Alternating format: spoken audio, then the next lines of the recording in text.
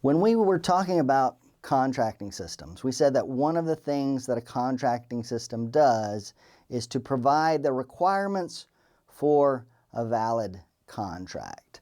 And so today what we'll take up is the formation of contracts for the international sale of goods. Now, before we get started, remember that a contract, what is it? It's a legally enforceable promise. I mean, there's two elements. There's a promise and there's enforceability. And when I talk about enforceability, what I'm really pointing out is that there are some promises, certain types of promises, that the law, that the state will enforce. That means if there's a dispute between two private individuals to a contract, you offer to pay me money for a good and then I refuse to sell you the good, I've made you a promise to sell you the good. You, if it's a contract, can then go to the state of Oklahoma or the city of Stillwater or the government of the United States of America and file a lawsuit in which you bring the government into our private transaction. And the government will require me to keep the promise. And so there are very few promises that we actually will enforce, or relatively few. Not every promise is enforceable. And we know which promises will be enforceable because they meet the requirements of a valid contract as set out in the contracting system. So in order to call upon the power of the state, we need to make sure that our promises meet certain requirements. Contract formation is important in discovering whether the contract is enforceable or not, the rules of contract formation. So in this lecture, we're going to look at how contracts are formed under the CISG. Now we'll start with this topic of contract validity. What is it that makes a valid contract? What elements are required in order for it to be an enforceable contract? We look first at the writing. Is there a writing required? Now, in the U.S., under the common law contracting system, we call this writing requirement the statute of frauds. And if you recall from your 3213 course, the statute of frauds says that most contracts do not have to be in writing. Only certain contracts actually require a writing. Things like real property, or real estate, or contracts that cannot be completed within a year of execution. Contracts to pay the debt of another, so a guaranteed contract. And finally, contracts in contemplation of marriage, prenuptial agreements. Now, under the common law, these types of contracts have to be in writing. But these are the only ones under the common law that have to be in writing, that must be in writing.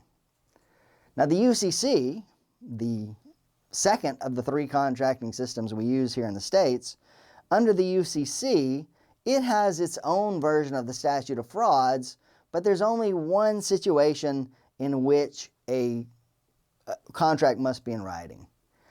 Under the UCC, any contract for the sale of goods in excess of $500 must be in writing. So, for a sales contract involving goods, if the price, if the value of the contract is more than $500, there must be a writing in order for it to be a valid, enforceable agreement.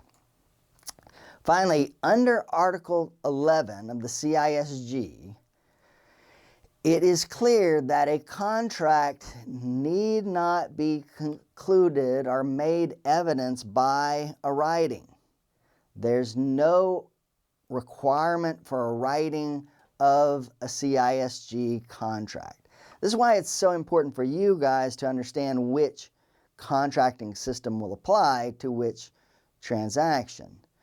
Because if the transaction is the CISG, is covered by the CISG, then there's no writing requirement. And that is for a $1,000 transaction or $1 million transaction.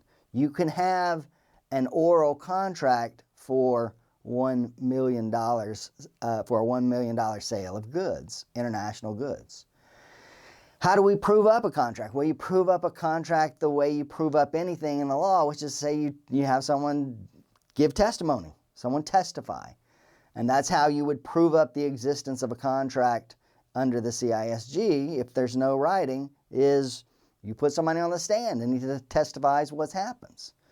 So when we're talking about a valid contract, whether the contract is enforceable or not, and there'll be a few questions like this on the test, remember that under the CISG, if you conclude this is covered by the CISG, the sale of goods across international borders by members who are residents in different countries, if you conclude that's the case, then there's no writing requirement, no matter how big the transaction. Now, another issue with validity, a contract validity, has to do with contract interpretation. And for this, we come to what in the common law we call the parole evidence rule. And this is a common law rule that states that a court cannot consider any evidence other than the writing. If there is a writing, the courts can only consider the meaning of the contract as expressed in the writing.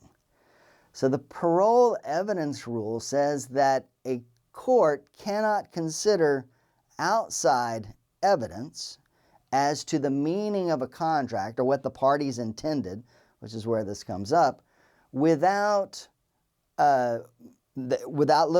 cannot do that because they must look only to the words of the contract.